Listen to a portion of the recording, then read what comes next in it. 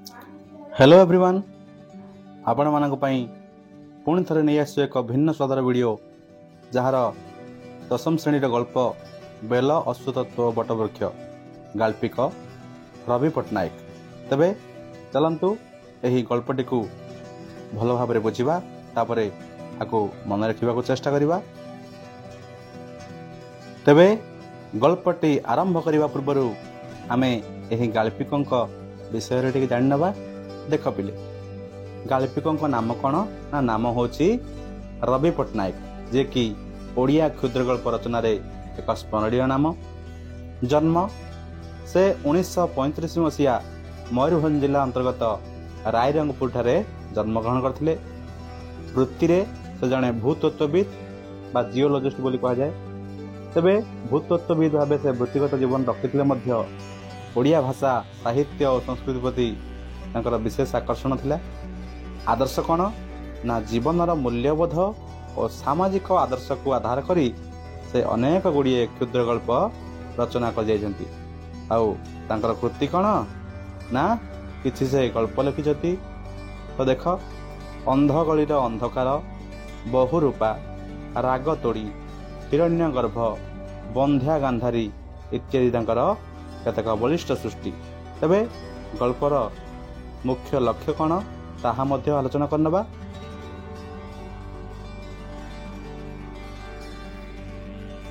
गाल्पिक Ravi Patnaik bell अश्वतत्व बटवृक्ष गछटी एक प्रतीकात्मक हृदयस्पर्शी सृष्टि। यह 1934 मसीह नवरवि पत्रिकार पंचम संस्करण रे प्रकाशित होइथिला।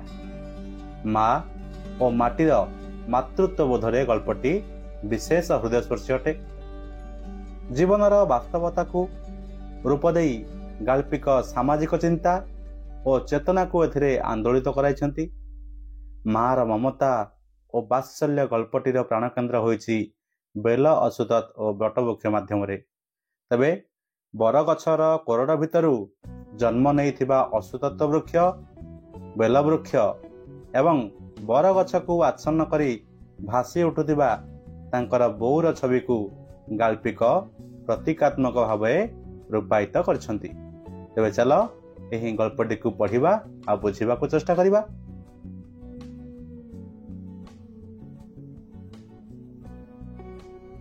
तो गल्पटी को आरंभ करिबा पूर्वरु भागवतर केतोटी बाणी आरंभ करी लेखक बा गाल्पिक आरंभ करछथि। देख, धन्य जीवन ए जगते जे प्राण धरे प्राणी हिते, धन्य जीवन धन्य तार दुर्लभ कर्म एबे भार, एहा मो वृक्षंकर स्थाने शिखिली पर्वत गहने। तो पिला माने वृक्ष उपरे भागवतर किछि बाणी को नेकी आरंभ करछथि हमर गाल्पिक रवि पट्टनायक। तेबे देख, एहार अर्थ कौन ना धन्य जीवन ए जगते जे प्राण धरे प्राणी हिते, तार जीवन धन्य अटे जे अन्य प्राणीर हित पाई जीवन धारण करछथि। धन्य जीवन धन्य तार दुर्लभ कर्म ए व्यवहार, आउ जे अन्य प्राणी पाई निजर प्राण धरिकी अछि तार जीवन दुर्लभ अटे नह कि। आउ एही कर्म काहाटार शिखिछथि ना वृक्षटार शिखिछथि। आउ से पर्वत गहन वन से लता मानक शिखिछथि एई वृक्ष भली किपरि जे जीवन अन्य मानक सेवारे ही समर्पित करिवा कथा नह कि। तबे चलो आरंभ करिवा विषय वस्तु को। गल्पर मुख्य चरित्र होउचंती नटवर बाबू। नटवर बाबू गाँ को कौन सी काम पाई जाउछंती। तेबे देख, नटवर बाबू बस स्टैंड रे पहुंचला बेलकू सरकारी बस टी କେତେବେଳୁ ଛାଡ଼ିଦେଲାଣି। ଯଦି ସେଥିରେ ଯାଇଥିଲେ ସିଧା ସଳଖ 9ଟା ବେଳକୁ ଗାଁ ପାଖରେ ପହଞ୍ଚି ଯାଇଥାନ୍ତେ। କିନ୍ତୁ ସରକାରୀ ବସ୍ ତ ଚାଲିଗଲାଣି, କ'ଣ କରାଯିବ? ତେଣୁ କିନ୍ତୁ ତା ଉପାୟ ନାହିଁ। ପଛ ବସ୍ ଧରି ଫୁଲ ନଖରାରେ ଓହ୍ଲେଇକି ପୁଣି ଆଉ ଥରେ ପୁଜି ଘରୋଇ ବସ୍ରେ ବସି ଗାଁ ପାଖ ବସ୍ଷ୍ଟାଣ୍ଡରେ ପହଞ୍ଚିଲା ବେଳକୁ ବେଳ 11ଟା ହେଲାଣି। ତ ସେ ଗାଁରେ କେତେବେଳେ ପହଞ୍ଚିଲେ? 11ଟା ବେଳେ, ନୁହନ୍ତି? ତାପରେ ଏକ ତ ବୈଶାଖ ମାସ ଖରା, ସକାଳ 8ଟା ବେଳକୁ ବି ବାହାରକୁ ଗୋଡ଼ କାଢ଼ି ହୁଏ ନା। ଯେଉଁ ବୈଶାଖ ମାସ ଖରାରେ ସକାଳ 8ଟା ବେଳକୁ ମଧ୍ୟ ଏତେ ଖରା ହେଇଯିବ ଯେ ବାହାରକୁ ଗୋଡ଼ ମଧ୍ୟ କାଢ଼ି ହୁଏନି। ଝାଳ ପୁରା ଗମ ଗମ ହେଇକି ବହି ଯାଉଥାଏ। ଆଉ ଏବେ ଏଇ 11ଟା ବେଳକୁ ଚାରିଆଡ଼େ ଖାଲି ନିଆଁ ଜଳୁଛି, ଯେମିତି ଖରାକୁ ଚାହିଁ ହେଉନି, ଆଖି ବୁଜି ହୋଇ ଆସୁଛି ତା ତେଜରେ। ତେବେ ସେଇ ସାଙ୍ଗକୁ ପବନଟା ବି ମଧ୍ୟ ନିଆଁ ପରି ତାତିଛି, ଅର୍ଥାତ୍ ପବନଟା କ'ଣ ଝାଞ୍ଜି ବାଡ଼ଉଛି, ନୁହଁ କି? ଏତେବେଳେ ଆଉ ଗାଁକୁ ଯିବେ କି ନ ଯିବେ, ଏମିତି ଦୋ ଦୋ ପାଞ୍ଚ ହୋଇ ବସ୍ ଓହ୍ଲେଇ ନଟବର ବାବୁ ବସ୍ଷ୍ଟାଣ୍ଡ ପାଖରେ ଥିବା ଚାକୁଣ୍ଡା ଗଛ ତଳରେ ପାନ ଜଳଖିଆ ଦୋକାନ କରିଥିବା ହରିଗୁଡ଼ିଆର ଚାଳିଆ ଆଡ଼କୁ ମୁହାଁଇଲେ। ତ ପ୍ରଶ୍ନ ଆସିବ ପିଲାମାନେ, ବସ୍ଷ୍ଟାଣ୍ଡ ପାଖରେ କେଉଁ ଗଛ ଅଛି? ନା ଚାକୁଣ୍ଡା ଗଛ ଅଛି। ଚାକୁଣ୍ଡା ଗଛ ତଳେ କ'ଣ ଅଛି? ନା ହରିଗୁଡ଼ିଆର ପାନ ଜଳଖିଆ ଦୋକାନ ଅଛି ବୋଲି ମନେ ରଖିବ, ବୁଝିଲା? ତାପରେ ଦେଖିବା ପରବର୍ତ୍ତୀ ପାରାଗ୍ରାଫକୁ। ତେବେ ଏଇ ପାରାଗ୍ରାଫରେ ହରିଗୁଡ଼ିଆର ଚାଳିଆର କଥା ଏଠି ଆଲୋଚନା ହୋଇଛି। ଦେଖ ପିଲେ, ଝାଟି ମାଟି କାନ୍ଥ ଉପରେ ତାଳ ବରଡ଼ାର ଛପର। ତାଳ ବରଡ଼ା ମାନେ ଜାଣିଛ ପିଲେ? ତାଳ ବାଙ୍ଗୁଆ, ନୁହେଁ କି? ତାର ଛପର ହେଇଛି ସେ ଉପରେ। ଦର ଆଉଜା ହୋଇ ରହିଛି ତାଳ ବରଡ଼ାର ତାଟି। ଆଉ ଦର ଆଉଜା ହେଇଛି କ'ଣ? ନା ତାଳ ବରଡ଼ାରେ ହିଁ ଗୋଟେ ତାଟି କବାଟ ଲଗା ହେଇଛି। ଚାଳିଆ ଆଗରେ ଖୁଣ୍ଟ ଦିଟା ପୋତି ତା ଉପରେ ଖଣ୍ଡିଏ ଦରଚଞ୍ଚା ପଟା ପିଟା ଦିଟା ବେଞ୍ଚ। ମାନେ ଚାଳିଆ ଆଗରେ ଦିଟା ଖୁଣ୍ଟ ପୋତି ତା ଉପରେ ପଟାଟି ପକାଇଛନ୍ତି। ଏମିତି ଦିଟା ବେଞ୍ଚ ଅଛି। ତେବେ ସେଇଟା ମଧ୍ୟ ନଡ଼ବଡ଼ ହେଉଥିବ ଗ୍ୟାରେଣ୍ଟି ନାହିଁ, କାରଣ ଯଦି ସେଠି କଣ୍ଟା ବାଡ଼ା ହେଇକି ସେ ବେଞ୍ଚକୁ କରାହେଇଛି। ତେବେ ଖରା ତାତିରେ ସେଇଟା ଗରମ ହୋଇ ରହିଛି। ସେଥିରେ ଟିକେ ହାତ ମାରି ଦେଉ ଦେଉ ଚାଉଁ କିନା ଲାଗିଲା ହାତକୁ। ନଟବର ବାବୁ ଦରା ଆଉଜା ତାଟି ଫାଙ୍କ ଦେଇ ଅନେଇଲେ ଭିତରକୁ। ଖଣ୍ଡିଏ ଦର ଭଙ୍ଗା ନଡ଼ବଡ଼ ଟେବୁଲ ଅଛି ସେ ଭିତରେ। ତା ଚାରିପଟେ ସେମିତିକା 2-4ଟା ଚେୟାର, ଯେଉଁଟାକି ଥରେ ବସି ପଡ଼ିବ ନା ମୋଟା ଲୋକ, ଗଡ଼ିକି ଭାଙ୍ଗିଯିବ, ନିଜେ ତଳେ ପଡ଼ିଯିବ, ମାଡ଼ ମଧ୍ୟ ହୋଇଯିବ, ହେଲା? ତ ସେ 2-4ଟା ଚେୟାର ମଧ୍ୟ ଅବସ୍ଥା କେମିତି ଦେଖ। କୋଉଟାର ହାତ ନାହିଁ, ମାନେ ହାତ ରଖିବାକୁ ଟେବୁଲରେ ଥାଏ ନା, ତ ସେମିତି ମଧ୍ୟ କିଛି ହାତ ମଧ୍ୟ ନାହିଁ ରଖିବାକୁ। ସେ କଣକୁ ପଡ଼ିଛି ଖଣ୍ଡିଏ କାଠ ବେଞ୍ଚ। ଏ ପାଖରେ ଥାକ ହୋଇଥିବା କାଠର ଖଣ୍ଡିଏ ଆଲମିରା, ମାନେ ପାଖରେ ଗୋଟେ ପୁରୁଣା ଆଲମିରା ଅଛି କାଠର। ସେବ କାଳରେ ସବୁ ସେଇ କାଠର ଆଲମିରା ରଖୁଥିଲେ, ନୁହେଁ କି? ତାରେ ମିଠା ପିଠା ରଖିବା ପାଇଁ। ତେବେ ଦେଖ, ସେଇ ଆଲମିରା ଥାକ ଉପରେ ସିଲଭର ଥାଳିଆ ଆଉ ବାଉଁଶ ପାଛିଆରେ ସକାଳୁ ହୋଇଥିବା ବାସି ବରା, ଗୁଲୁଗୁଲା, ପକୁଡ଼ି ଓ ବୁନ୍ଦିଆ ମିଠେଇ ସଜା ହୋଇ ରହିଛି। ପିଲାମାନେ, ଯୋଉ ଯୋଉ କଥା ଗୁଡ଼ିକ ଏଠି ଲେଖା ହେଇଛି ସେଗୁଡ଼ିକ ହିଁ ଆନ୍ସର ଲେଖିବ, ବୁଝିଲ କି? ତାପରେ ତଳକୁ ଗୋଟାଏ ଖୋଲା ମୁହଁ ଡେକ୍ଚି ଉପରେ ଚିନି ଶିରା ଭିତରେ ଭାସୁଛି 4-6ଟା ରସଗୋଲା, ହେଲା? ତେବେ ସିଲଭର ଚଟୁ ଉପରେ ଚିନି ଶିରା ଲାଗି ଶୁଖି ଯାଇଥିବା ଜାଗାଟିରେ ଦଳ ଦଳ ମାଛି ଭଣ ଭଣ ହେଉଛନ୍ତି। ଆଉ ଖଣ୍ଡିଏ ଛିଣ୍ଡା ସପ ଉପରେ ନାଲି କରିଆ ଖଣ୍ଡେ ପିନ୍ଧି, ମାନେ ନାଲି ଛକା ବା ନାଲି ଗାମୁଛା ଖଣ୍ଡେ ପିନ୍ଧି ହରିଗୁଡ଼ିଆ ଗୋଟିଏ କଣରେ ଗଡ଼ପଡ଼ ହେଉଛି। କାରଣ ଖରାଦିନେ କିଏ କଷ୍ଟମର ଆସୁନଥିବେ, ସେ କ'ଣ କରିବ ନା ନାଲି ଛକାଟେ ପିନ୍ଧିକିରି ଏପଟ ସେପଟ ଗଡ଼ୁଛି। ଆଉ ବାସନ ଧୁଆ ଟୋକାଟା ବେଞ୍ଚ ଉପରେ ଲମ୍ବ ଭମ୍ବ ହୋଇ ପଡ଼ିଛି। ସେ ଯେଉଁ ବାସନ ଧୋଉଛି, ଯେଉଁ କପ୍ ଧୋଉଛନ୍ତି ସେ ପିଲାମାନେ, ତ ସେଇଠି ଗୋଟେ ପିଲାଟି ଥିଲା ସେମିତି। ସେ କ'ଣ କରିଛି ନା ବେଞ୍ଚ ଉପରେ ଲମ୍ବ ହେଇରି ପଡ଼ିଛି ସିଏ ମଧ୍ୟ।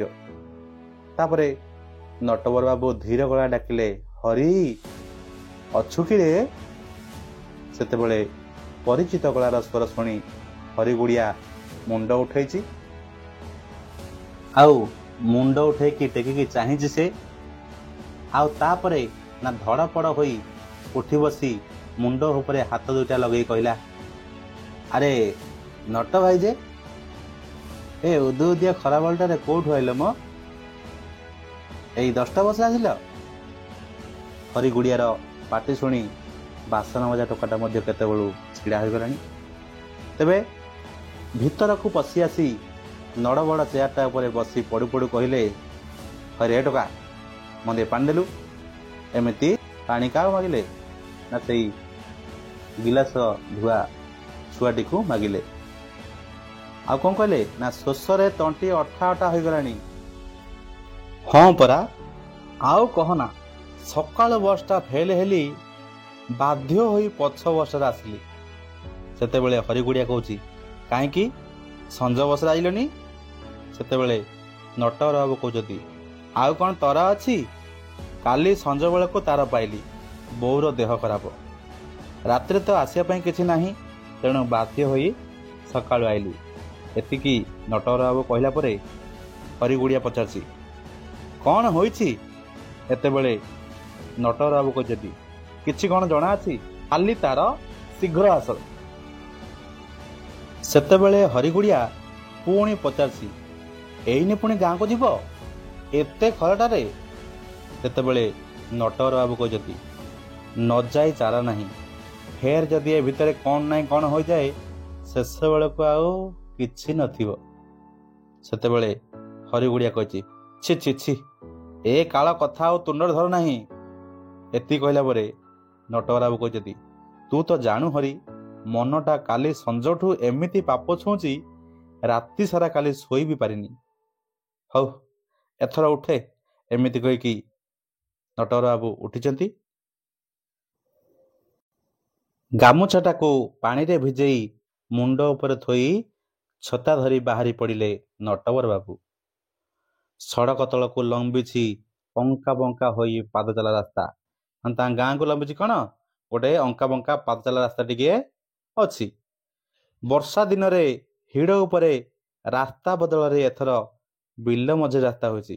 ତ ବର୍ଷା ଦିନରେ ହିଡ଼ ଉପରେ ରାସ୍ତା ହେଉଛି, କିନ୍ତୁ ଖରା ଦିନ ସେତେବେଳେ କ'ଣ ହୋଇଥାଏ? ନା ବିଲ ମଝିରେ ରାସ୍ତାରେ ଲୋକମାନେ ଚାଲି ଚାଲି ଯାଇଥାନ୍ତି, ନୁହେଁ କି? ବର୍ଷା ଦିନ ହେଇଗଲେ ହେଇପାରେ ସେଟା ସବୁ ରୁଆ ହେଇଥିବ, ସେଠି ରାସ୍ତା ନଥିବ, ହୁଡ଼ା ଭରି ଯାଆନ୍ତି। କିନ୍ତୁ ଖରା ଦିନ ନା, ସବୁ ଧାନ କଟା ହେଇଯାଇଥିବ, ସେ ସମୟରେ ଏଇ ବିଲ ମଝିରେ ହିଁ ରାସ୍ତା କରିକି ଲୋକମାନେ ଯାଆନ୍ତି। ତ ଏମିତି ରାସ୍ତା ହୋଇଛି। ଚାରିଆଡ଼େ ଆବୁଡ଼ା ଖାବୁଡ଼ା, ଧାନ ଗଛର ଥୁଣ୍ଟା, ବୁଦା ମଝିରେ ସେଇ ଟିକକ ବେଶ ଚିକ୍କଣ ଆଉ ପରିଷ୍କାର। ମାନେ ଚାରିଆଡ଼େ ତ ସବୁ ଧାନ କଟା ହେଇଥିବ, ଧାନ ଯେଉଁ ଗଛର ଖୁଣ୍ଟା ଗୁଡ଼ିକ କ'ଣ ଥିବ, ସବୁ ରାକେଟା ରାକେଟା ହେଇକି ଲାଗିଥିବ।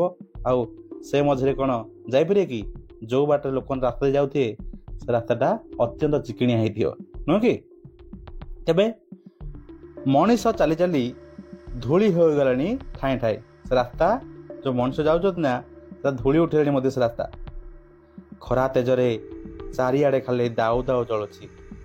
ଦୂରକୁ ଚାହିଁ ମଧ୍ୟ ହେଉନି ସେ ଖରାରେ। ଆଖି ପତା ବୁଜି ଆସୁଛି ଖରା ତେଜରେ। ନିଆଁ ବର୍ଷୁଛି ଯେମିତି ନିଆଁ, ନୁହେଁ କି? ସେ ଖରାରେ ଯେମିତି ଲାଗୁଛି ନିଆଁ ବର୍ଷୁଛି ଯେମିତି। ପବନଟା ଚୁଲି ମୁଣ୍ଡର ପବନ ପରି ତାତିଛି, ଦେହ ହାତ ପୋଡ଼ି ଯାଉଛି ଗରମରେ। ତ ସେ ଝାଞ୍ଜିରେ ପବନଟା ଏତେ ଗରମ ଲାଗୁଛି ଯେ ଦେହ ହାତ ପୋଡ଼ି ଯାଉଛି।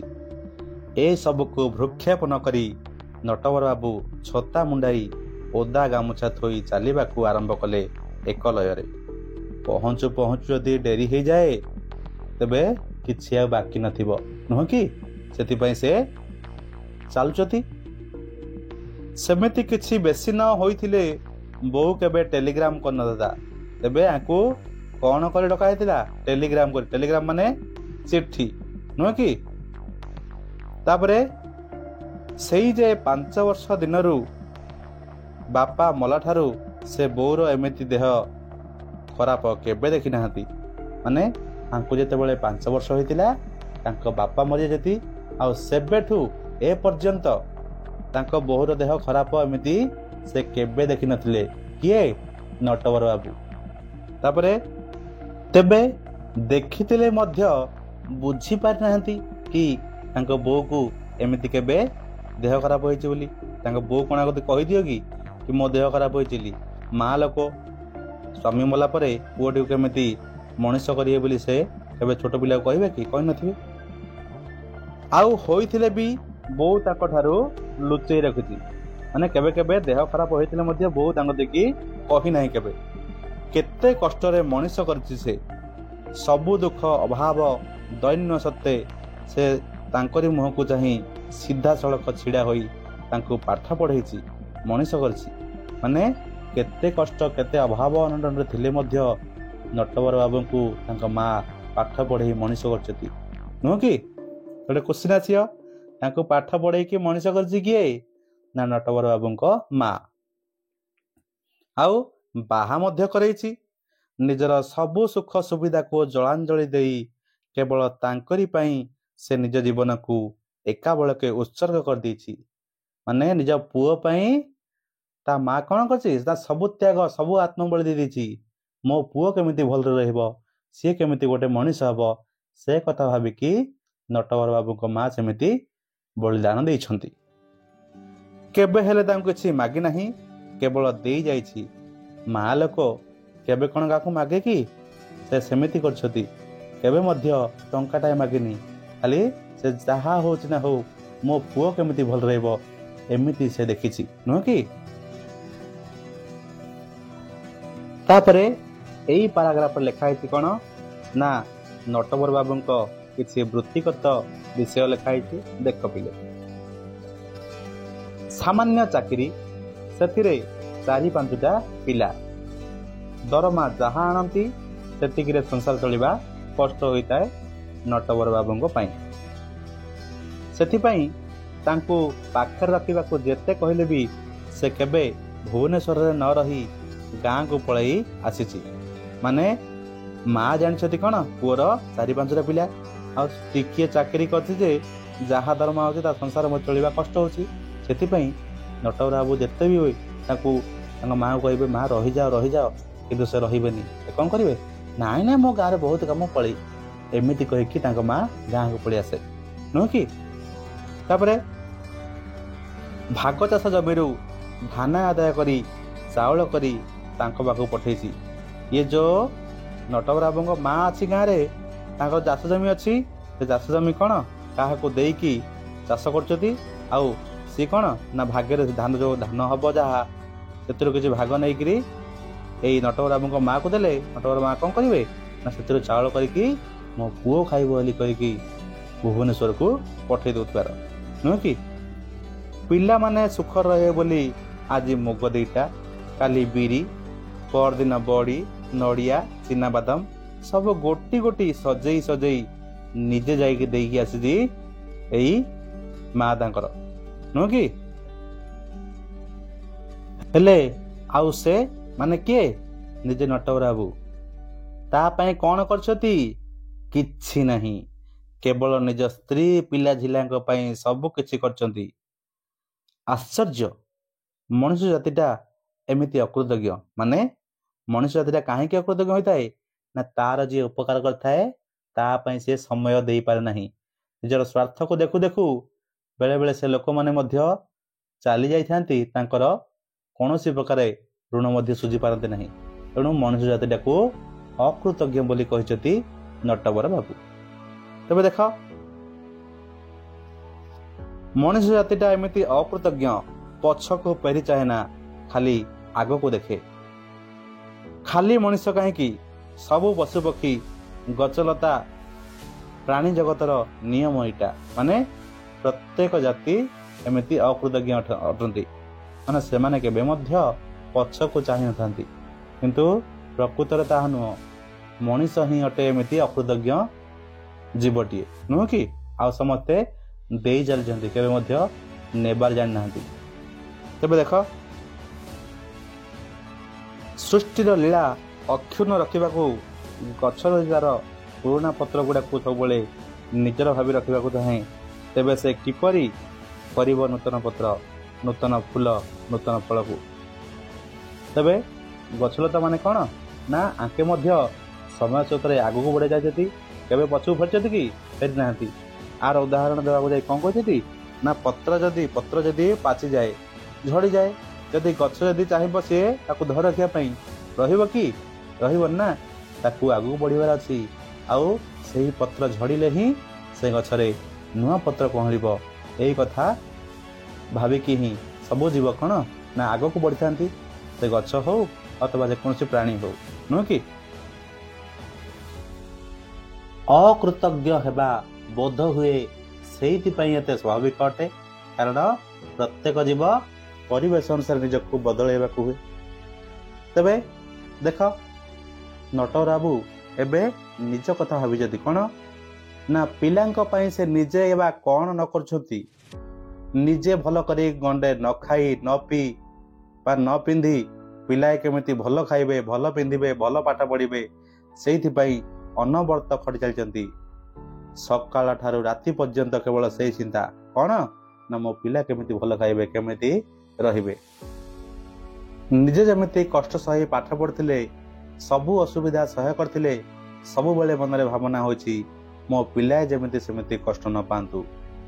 ତାଙ୍କ ମନରେ ଗରିବ ବୋଲି ଯେମିତି ହୀନ ମନ୍ୟତାଟା ନ ରହୁ, ସେଥିପାଇଁ ପାରୁ ପର୍ଯ୍ୟନ୍ତ ଚେଷ୍ଟା କରି ଆସିଛନ୍ତି ନଟବର ବାବୁ। ମାନେ ପିଲାମାନେ ଯେମିତି କେବେ ମଧ୍ୟ ନିଜକୁ ହୀନ ମନେ ନ କରନ୍ତୁ, ତାଙ୍କ ବାପା ସେଥିପାଇଁ ଅକ୍ଳାନ୍ତ ପରିଶ୍ରମ କରିକିରି ପିଲାମାନଙ୍କୁ ପାଠ ପଢ଼ାଉଛନ୍ତି, ଖୁଆଇବା ଦେଉଛନ୍ତି, ସବୁ କିଛି କରୁଛନ୍ତି, ନୁହଁ କି? କିନ୍ତୁ ଫଳ କ'ଣ ହେଇଛି? ସେ ଏତେ ଯେଉଁ ପରିଶ୍ରମ କରିକି ଯେଉଁ ପିଲାମାନଙ୍କ ପାଇଁ ଯେଉଁ ଅନବରତ ଖଟି ଚାଲିଛନ୍ତି, ତାଙ୍କ ପିଲାମାନେ ସେ ମୂଲ୍ୟ ଦେଇନାହାନ୍ତି ବୋଧେ ହୁଏ, ନାଇଁ କି? ଦେଖ, ବୋଉର ସ୍ୱାର୍ଥ ତ୍ୟାଗ ଓ ଆତ୍ମୋତ୍ସର୍ଗ ସାଙ୍ଗେ ସାଙ୍ଗେ ନିଜର ବି ଥିଲା ପ୍ରଗାଢ଼ ଚେଷ୍ଟା। ମାନେ ବୋଉ ତାର ସ୍ୱାର୍ଥ ତ୍ୟାଗ କରିଥିଲା ଆଉ ତା ଆତ୍ମୋତ୍ସର୍ଗ କରିଥିଲା କ'ଣ ପାଇଁ ନା ମୋ ପିଲା କେମିତି ପଢ଼ୁ। ତା ସହିତ ନଟବର ବାବୁ ମଧ୍ୟ ନିଜେ ଚେଷ୍ଟା କରିଥିଲେ ମୁଁ କେମିତି ପଢ଼ିବି। ଗଲା ପରେ ମା ମୋତେ କଷ୍ଟ କରି ପଢ଼ଉଛି, ମୁଁ ନ ପଢ଼ିଲେ କେମିତି ହେବ, ମୋ ଭବିଷ୍ୟତ କେମିତି ବନିବ। ଏଥିପାଇଁ ପିଲାର ମଧ୍ୟ ମାନେ ନଟବର ବାବୁଙ୍କର ମଧ୍ୟ ଚେଷ୍ଟା ଥିଲା। ସେଥିପାଇଁ ମାଆର ପ୍ରଚେଷ୍ଟା ଆଉ ଆଙ୍କର ଚେଷ୍ଟା ଉଭୟଙ୍କର ହେଇକରି ସଫଳ ହେଇଥିଲେ। କିନ୍ତୁ ଏ ପିଲାମାନଙ୍କର କଥା କହିବେ ଦେଖ, ସେତେବେଳର ଶିଶୁ ମନ ନେଇ ବୋଉକୁ ସୁଖ ରଖିବାର ଦୃଢ଼ ପ୍ରତିଜ୍ଞା। ସେଇଥିପାଇଁ ସେ ଯାହା ହେଉ ବଡ଼ ନ ହେଉ ପଛେ ସାଧାରଣ ଭାବେ ବଞ୍ଚିବାର ପାଥେୟ ସଂଗ୍ରହ କରିପାରିଛନ୍ତି ତ। ସେତେବେଳେ ଯେଉଁ ମନରେ ରଖିଥିଲେ ଭାବନାଟା କ'ଣ ନା ପିଲାବେଳେ କି ମୋ ବୋଉକୁ ମୁଁ ସୁଖ ରଖିବି, ସେଇ ଭାବନା ନେଇକି ସେ ହେଇପାରେ ବଡ଼ ଚାକିରି ନ କରିପାରନ୍ତି, କିନ୍ତୁ ସାନ ଖଣ୍ଡେ ମଧ୍ୟ ଯେମିତି ଚାକିରି କରିଛନ୍ତି ଆଉ ସେମିତି ବ୍ୟବସ୍ଥା କରିବାକୁ ଚେଷ୍ଟା କରିଛନ୍ତି, ନୁହେଁ କି? କିନ୍ତୁ ଏବେ ତାଙ୍କ କଥା ଆଉ ତାଙ୍କ ପିଲାମାନଙ୍କ କଥା ବୁଝେଇଛନ୍ତି। କିନ୍ତୁ ତାଙ୍କର ଏତେ ଆତ୍ମୋତ୍ସର୍ଗ ସତ୍ତ୍ୱେ ତାଙ୍କ ପିଲାମାନଙ୍କ ଭିତରେ ସେ ଚେଷ୍ଟା କାହିଁ, ମଣିଷ ହେବାର ଆକାଂକ୍ଷା କାହିଁ, ଏମିତି କହୁଛନ୍ତି ନିଜ ପିଲାଙ୍କ ବିଷୟରେ। କ'ଣ ପାଇଁ ଏମିତି ହେଲା, କେଉଁଠି ଭୁଲ ରହୁଛି, ଏମିତି ନିଜେ ନିଜେ ଆତ୍ମସମୀକ୍ଷା କରୁଛନ୍ତି ନଟବର ବାବୁ। ବଡ଼ ପୁଅଟା ବିଏ ପଢ଼ୁ ପଢ଼ୁ ହିପି ହୋଇଗଲା। ହେଲେ କୋଶ୍ଚିନ୍ ଆସିବ, ବଡ଼ ପୁଅଟା ବିଏ ପଢ଼ୁ ପଢ଼ୁ ଗ୍ୟାସ୍ ହେଇଗଲା ନା ହିପି ହେଇଗଲା? ଖାଲି ଟଁ ଟଁ ବାହାରେ ବୁଲା, ମାନେ ପାଠ ନାହିଁ ସାଠ ନାହିଁ, ଖାଲି ଡିଙ୍ଗି ଡିଙ୍ଗି ହେଇକି ବୁଲୁଛି। ଘରକୁ ଖାଇବା ଶୋଇବା ଛଡ଼ା ଅନ୍ୟ କିଛି ପାଇଁ ଆସେନା। କେତେ ବୁଝାମଣା, କେତେ ଗାଳିମନ୍ଦ, ସବୁ ବୃଥା ହେଲା। ବାପା ମା ପାଇଁ ନ ହେଉ ନିଜର ଛୋଟ ଛୋଟ ଭାଇ ଭଉଣୀ ପ୍ରତି ସାମାନ୍ୟତମ କର୍ତ୍ତବ୍ୟବୋଧ ବି ତାର ନାହିଁ। କ'ଣ ଆଉ କରାଯାଏ, ଯୁଗ ତ ସେମିତି ହେଇଛି। ଏ ପୁଅମାନଙ୍କୁ କହିଲେ ବି କ'ଣ ହେବ ନା ଯୁଗ ସେମିତି, ଖାଲି ଖାଇବା ବୋଲିବା, ମୋବାଇଲ ଧରି ଖେଞ୍ଚିବା, ଏମିତି ହୁଏ କି ନାହିଁ? ତ ସେମିତି ସେତେବେଳରେ ମଧ୍ୟ ସେମିତି ହେଇଥିଲା। ତେବେ ଦେଖ, ସମସ୍ତେ କେମିତି ଏକ ଘରିକିଆ ବ୍ୟକ୍ତିନିଷ୍ଠ ସ୍ୱାର୍ଥପର ହୋଇଯାଉଛନ୍ତି ଏ ଯୁଗରେ। ନିଜ ଛଡ଼ା ଯେମିତି ପୃଥିବୀରେ ଆଉ କାହାରି ପ୍ରତି କିଛି ତାଙ୍କର କରିବା ନାହିଁ। କିନ୍ତୁ ପୃଥିବୀରେ ସମସ୍ତେ ତ ତାଙ୍କ କାମ କରିବା ଆଗ ଦରକାର, ନୁହେଁ କି? ସମସ୍ତେ ଭାବୁଛନ୍ତି କ'ଣ ନା ମୁଁ ବଞ୍ଚିଛି, ମୁଁ ଆକା ସବୁ ମୋ କାମ ଦେଖିଲା ବେଳକୁ ମୋତେ ନିଅଣ୍ଟ ହେଉଛି, ମୁଁ କାହା କାମ ଦେଖିବି। ତ ଏମିତି ଭାବନା ରଖୁଥିବା ଲୋକମାନେ ଆଉ ତାଙ୍କେ ନିଜର ମଧ୍ୟ ନିଜ କାମ ଆଗେ କରିବା ଉଚିତ ନା। ତାଙ୍କ ପାଇଁ କ'ଣ ସମସ୍ତେ କରିକି ରଖିବେ କି? ନୁହଁ ନା। ତେଣୁ ସେମାନେ ମଧ୍ୟ ନିଜେ ଚେଷ୍ଟା କରିବା ଉଚିତ କି ମୋ କାମ ମଧ୍ୟ ଯଦି ମୁଁ କାହା କରିବିନି, ମୋ କାମ ମଧ୍ୟ ମୁଁ ନିଜେ କରିବା ଉଚିତ। ତେବେ ସେଇଥିପାଇଁ ଦୁନିଆ ଅଶାନ୍ତି ଘରେ। ଆଉ ସମସ୍ତେ ଭାବୁଛନ୍ତି କି ମୋ କାମଟା କିଏ କରିଦେବ, ମୁଁ ବସି ବସି ସବୁ କାମ କରିଦେବି। ଏଇ କାମ କେବେ ହୁଏ କି? ହୁଏନି। ଝିଅ ଦିଟା ବି ସେମିତି ହେଲେଣି, ମାନେ ଝିଅ ଦିଟା ମଧ୍ୟ କଥା ଶୁଣୁନାହାନ୍ତି। ଦେଖ, କଲେଜରେ ପାଠ ପଢ଼ିବା ମାନେ କ'ଣ ଭାବନ୍ତି? ଦେଖ, କଲେଜରେ ପାଠ ପଢ଼ିବା ମାନେ ଯେମିତି କେବଳ ଫ୍ୟାସନ୍ ହୋଇ ବୁଲିବାଟା ଏକମାତ୍ର ଉଦ୍ଦେଶ୍ୟ। ପାଠ ସାଠ କିଛି ନାହିଁ, ଖାଲି ସନ ପାଉଡର ଟିକେ ମାରିଦେଇକି ଖାଲି ଗିରି ଗିରି ବୁଲିବାଟା, ଫ୍ୟାସନ୍ ଦେଖି ବୁଲିବାଟା ହିଁ ଆଜିକାଲିର ସବୁ ହେଇଗଲାଣି ମଧ୍ୟ, ନୁହଁ କି? ସେମାନେ ଆଉ କ'ଣ କ'ଣ କରନ୍ତି ଦେଖ ନା, ଭଲ ଶାଢ଼ୀ ଦରକାର, ନାନା ପ୍ରକାର ଡ୍ରେସ୍ ଦରକାର, ସ୍ନୋ ପାଉଡର ଶ୍ୟାମ୍ପୁ ନହେଲେ ଯେମିତି କଲେଜରେ ପାଠ ପଢ଼ା ହୁଏନି। ମାନେ ଝିଅ ପିଲାମାନେ ମଧ୍ୟ ତାର ନଟବର ବାବୁଙ୍କ ଝିଅମାନେ ମଧ୍ୟ ଏମିତି ହେଉଛନ୍ତି ହେଲା। ଘର କାମରେ ଟିକିଏ ମନ ନାହିଁ, ଖାଲି କଲେଜକୁ ଯିବି ଆଉ ସ୍ନୋ ପାଉଡରରେ ମାକି ଦେଇକିରି ମୁଁ ଫ୍ୟାସନ୍ ଉଡ଼େଇକି ପଳେଇବି, ଏମିତି ଭାବନା ସେ ଝିଅମାନଙ୍କର। ବୋଉକୁ ଟିକିଏ ସାହାଯ୍ୟ କରିବା, କିଛି କାମ ଦାମ କରିବା ନା କିଛିରେ ମନ ନାହିଁ। ସାନଟା ନାଁରେ ତ ପରୋକ୍ଷ ଭାବେ କେତେ କଥା ଶୁଣାଗଲାଣି। ମାନେ ଏ ଦି ଝିଅ ତ ତାଙ୍କ ବୋଉକୁ କେବେ ମଧ୍ୟ ସାହାଯ୍ୟ କରୁନାହାନ୍ତି, ଖାଲି ଫ୍ୟାସନ୍ ଉଡ଼େଇକି ଯାଉଛନ୍ତି କଲେଜକୁ। ଆଉ ସାନ ଝିଅ ନାଁରେ ମଧ୍ୟ ଏହି ଟାହିଟା ପରେ ଗଲାଣି, ହେଇଟିରେ ଏ ଝିଅଟା ସେମିତି ହେଉଛି, ସେ ଝିଅଟା ସେମିତି ହେଉଛି, ଏମିତି ପରୋକ୍ଷରେ କିଛି କଥା ଆସିଲାଣି ମଧ୍ୟ। ତା ପାଖକୁ? ନଟବର ବାବୁଙ୍କ ପାଖକୁ, ନୁହଁ କି? ତା ବୋଉ ତାକୁ ସେଇଥିପାଇଁ କେତେ ଗାଳି ମନ୍ଦ କଲାଣି। ଦିନେ ତ ଝାଡୁ ନେଇ ବାଡେଇ ପକିଲା। କ'ଣ ହେବ? ମୋତେ ଯେତେ ମାଠିବ ମାଠ, ମୁଁ ସେହି ଦର ପୋଡ଼ା କାଠ। ମାନେ ତାଙ୍କ ସାନ ଝିଅ କେବେ ବଦଳିବାର ନାହିଁ ହେଲା। ତାକୁ ବାଡେଇ ସାରିଲା ପରେ ମଧ୍ୟ ସେ ବଦଳୁନି। ତା ଉଦ୍ଦେଶ୍ୟରେ ଏଇଟା କୁହାଯାଇଛି, ମୋତେ ଯେତେ ମାଠିବ ମାଠେ, ମୁଁ ସେହି ଦର ପୋଡ଼ା କାଠ ହେଲା। ସବୁଆଡ଼ୁ ଅଶାନ୍ତି, ଜୀବନରେ ଟିକେ ଶାନ୍ତି ନାହିଁ। ଯାହା ପାଇଁ ସବୁ ସୁଖ ସୁବିଧାକୁ ବଳି ଦେଇଛନ୍ତି, ସେମାନେ ଯଦି ଶେଷକୁ ଏମିତି ଅମଣିଷ ହୋଇଯାଆନ୍ତି, ତେବେ ଆତ୍ମସୁଖର ମୂଲ୍ୟ କ'ଣ? କି ସୁଖ ଆଉ ରହିଲା ଜୀବନରେ? ଅର୍ଥାତ୍ ନଟବର ବାବୁ କେତେ କ'ଣ କରୁଛନ୍ତି ତାଙ୍କ ପିଲା ଝିଲା ପାଇଁ, କିନ୍ତୁ ତାଙ୍କ ପିଲାମାନେ ସବୁ କ'ଣ ଏମିତି ଅଗୁଣୀର ଅପତ୍ରିକ ହୋଇକି ଯେଉଁ କାମ କରୁଛନ୍ତି, ତାଙ୍କୁ ଟିକେ ଶାନ୍ତି ମଧ୍ୟ ମିଳୁନାହିଁ। ସେଇ ଦୁଃଖ କଥା ଏଠି ନଟବର ବାବୁ କହିଛନ୍ତି, ନୁହଁ କି? ଝାଳରେ ପଞ୍ଜାବୀଟା ପୁରାପୁରି ଓଦା ହୋଇଗଲାଣି। ଶୋଷରେ ତଣ୍ଟି ଅଠା ଅଠା ହୋଇଯାଉଛି। ଓଦା ଗାମୁଛାଟି ଶୁଖି କାଠ ହୋଇଗଲାଣି। ଆଖି ପୋଡୁଛି ଖରା ତେଜରେ। ଜୋତା ଗୁଡ଼ାକ ମଧ୍ୟ ଏତେ ଗରମ ହୋଇଗଲାଣି ଯେ ତଳିପାଠୁ ଆରମ୍ଭ କରି ଗୋଟା ପାଦଟା ସିଝି ଯାଉଛି, ନୁହେଁ କି? ଏ ଖରାରେ ଯାଉ ଯାଉ ଏମିତି ଭାବି ଯାଉଛନ୍ତି, ଆଉ ଇଆଡ଼େ ତାଙ୍କର ଅବସ୍ଥା ମଧ୍ୟ ସାଂଘାତିକ ହେଲାଣି ସେ ଖରାରେ, ନୁହେଁ କି? ଆଉ ସେ ଖରାରେ ଏମିତି ଲାଗୁଛି ସବୁ କାଢ଼ି ଫୋପାଡ଼ି ଦେବାକୁ ଇଚ୍ଛା ହେଉଛି। କ'ଣ ନା, ସେ ଜୋତା ଫୋତା ସବୁ କାଢ଼ିକି ଫୋପାଡ଼ି ଦେବାକୁ ଇଚ୍ଛା ହେଉଛି। ସାରା ଦେହଟା ଗରମ ହୋଇଗଲାଣି, ସତ ଯେମିତି କିଏ ତତଲା ଲୁହା କରେଇରେ ପକାଇ ଦେଇଛି, ଏମିତି ଲାଗୁଛି ନଟବର ବାବୁଙ୍କୁ। ହଁ, ଶଶାଟା ଆଉ କ'ଣ ତତଲା ଲୁହା କରେଇ ତ? ଜୀବନ ସାରା ଖାଲି ଏମିତି ଭାଜି ହେବା କଥା। ସୁଖ କାହିଁ, ଶାନ୍ତି କାହିଁ, ଟୋଟାଲ କିଛି ନାହିଁ। ସଂସାରଟା ମଧ୍ୟ ଏମିତି ହେଲା। ତେବେ ଦେଖ, ଆଗରେ ଦେଖାଯାଉଛି ହରିଚନ୍ଦନପୁର ଗାଁର ନାଁ ବ୍ରାହ୍ମଣ ଶାସନ। ଗାଁ ମୁଣ୍ଡ ପୋଖରୀ ହୁଡ଼ାରେ 20-25ଟା ତାଳ ଗଛ। ତ ଆଗରେ ହରିଚନ୍ଦନପୁର ଗାଁ, ସେଟା ବ୍ରାହ୍ମଣ ଶାସନଟା, ମାନେ ବ୍ରାହ୍ମଣ ମାନଙ୍କର ବସତି, ନୁହେଁ କି? ଗାଁ ମୁଣ୍ଡ ପୋଖରୀ ହୁଡ଼ାରେ 20-25ଟା ତାଳ ଗଛ ଅଛନ୍ତି। ସେ ତାଳ ଗଛ କିପରି ଦେଖାଯାଉଛନ୍ତି ନା, ତାଳ ଗଛ ବାବନା ଭୂତ ପରି ହାଁ କରି ଛିଡ଼ା ହୋଇ ରହିଛନ୍ତି। ହଲ ନାହିଁ କି ଚଲ ନାହିଁ। ଅର୍ଥାତ୍ ଖରା ଦିନେ ତ ଖରା ଏକା ହେଉଛି, ପବନ ଟିକେ ବାଜିବାକୁ ନାହିଁ, ତାଙ୍କ ହଲଚଲ କ'ଣ ହେବେ? ପୋଖରୀ ଶୁଖିଯାଇଛି, କାଦୁଅ ଗୁଡ଼ା ଶୁଖିଯାଇ 6 କଣିଆ ହୋଇକି ଫାଟିଯାଇ ଗୋଟିଏ ଚାଦରର ପ୍ୟାଟର୍ନ ପରି ମନେ ହେଉଛି।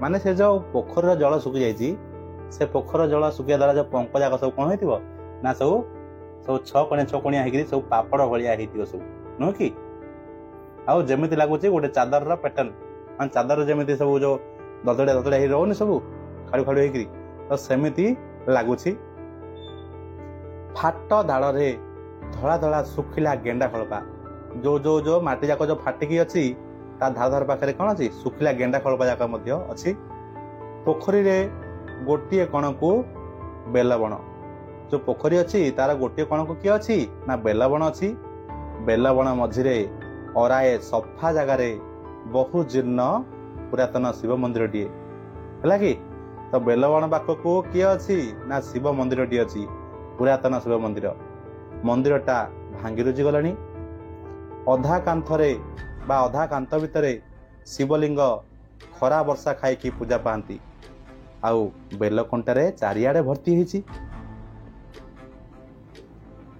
बेल गछ गुड़ाए बा बेल गछ गुड़ाक टिके टिके कहली बाकी बड़ बड़ डाल सबू कंकालर हाड़ परी संपूर्ण धड़ा धड़ा देखा माने बेल गछर से जो पत्र थिबा सहित कंटा अच्छी तेबे कौलिया कौलिया होकर बेलपत्र आसी बाकी कंटा जा केमी देखा ना कंकालर हाड़ परी धड़ा धड़ा हो सब देखा आ उपाय नहीं नटवर बाबू से ही बेलबण भितर कंटा आड़े की पशिले टिके विश्राम नापी कारण टिके विश्राम दरकार टिके भल कर छाई नहीं तथापि गछ गंडी तल को आउजी बसिले से मुंडरे गामुछा काढ़ी देह मुंड पोछि होकी किछि समय बसी रहिले तापरे सेठी बसु बसु भाविले ना आउ बसी रही लाभ नहीं शोषरे तंटी अठा अठा हेलानी शासन भितर पशि मंदाए पानी न पीले आउ जीवन रहिब नहीं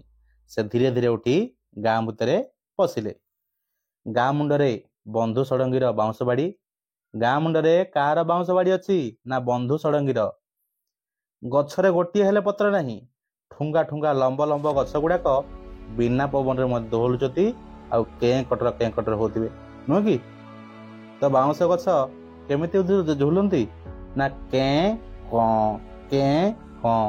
एमती झुलती कंटा कंटा भर्ती बाउंश कणी गुड़ाक रास्ता उपर को अधे माड़ी आसी कंकालर आंगुड़ी परी देखा जाउछती माने से जो कंटा कंटिया बाउंश भर्ती जो कणिका गुड़िक रास्ता आड़ को पूरा लंबी जाती आ देखा केमिति ना कंकालर आंगुड़ी भलिया देखा जाउछती तापरे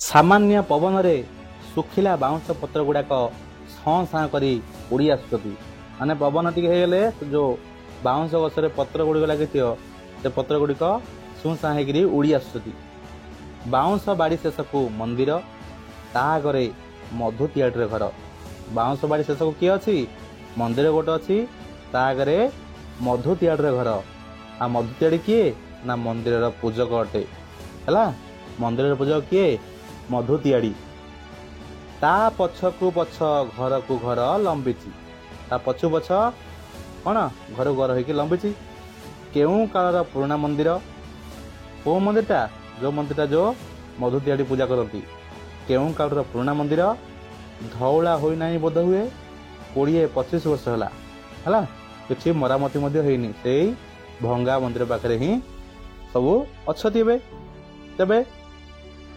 बैशाखर खरारे मंदिर उपर शिउली गुड़ा फाटी फाटी चकड़ा चकड़ा होई अधे खसिकी अधे लगी रही काछु बकला परी माने से जो मंदिर रे जो शिउली गुड़िक थिले ना से शिउली गुड़िक खरार सब सुखिकी कौन होती ना काछु कुंडिया जमी बकला बाहर कि सेमिति लगी रही से बकला परी नुह कि मंदिर चौतरा उपरे पशा पाली पड़ी आउ 10-12 जन घेरी बसी चारिआडे तेबे जो मंदिर चौतरा उपरे पशा पाली पड़ी से 10-12 जन कौन घेरी बसती चारिआडू आ कौन है